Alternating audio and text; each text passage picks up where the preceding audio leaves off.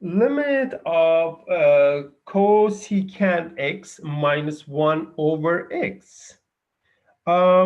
Just by looking at the second one, as x goes to plus 0 from the right, 1 over x is going to be plus infinity. If x goes to negative 0 from the left, it will give me negative infinity. So this may introduce different cases.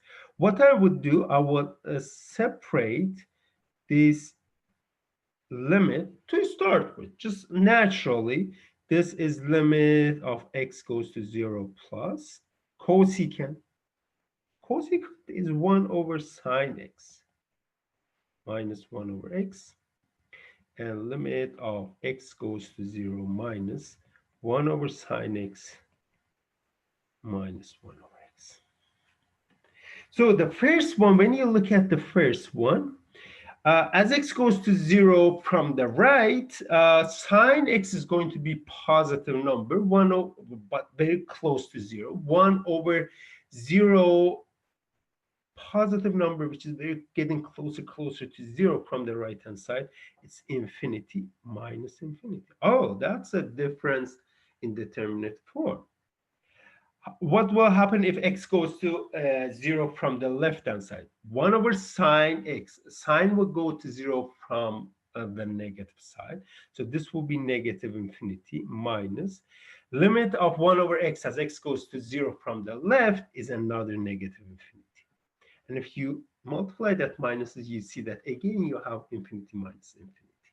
Okay, so both cases introduce the same indeterminate forms. And we know that one way to deal with this guy is that find the common denominator. That's one of the key points. So here, sine x times x, and then here x minus sine x as x goes to 0.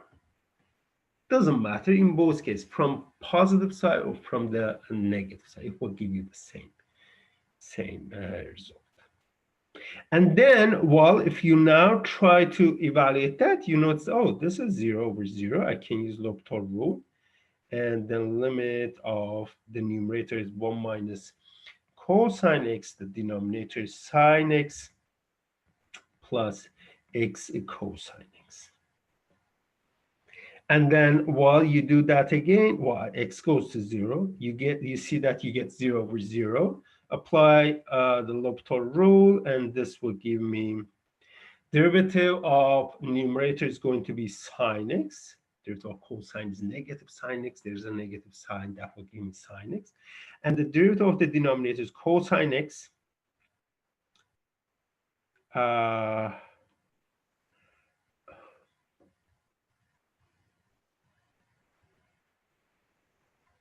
Cosine x plus cosine x, and then plus or minus x sine x as x goes to 0. Yeah. And here you notice that the limit of this part is 2 cosine x. 2 cosine as x goes to 0 is 2 minus that the other side is 0. Okay, so we have non-zero denominator limit. And in the numerator, it gets 0. So that will give me just as 0.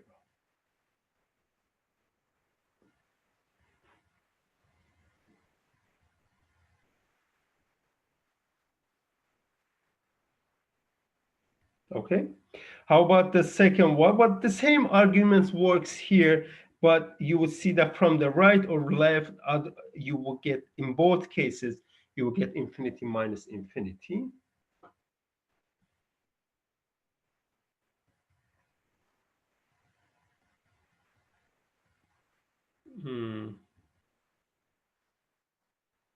Infinity over infinity, and then, well, find the common denominator. This is x minus e to the power x minus 1, x times e to the power x minus 1 as x x goes to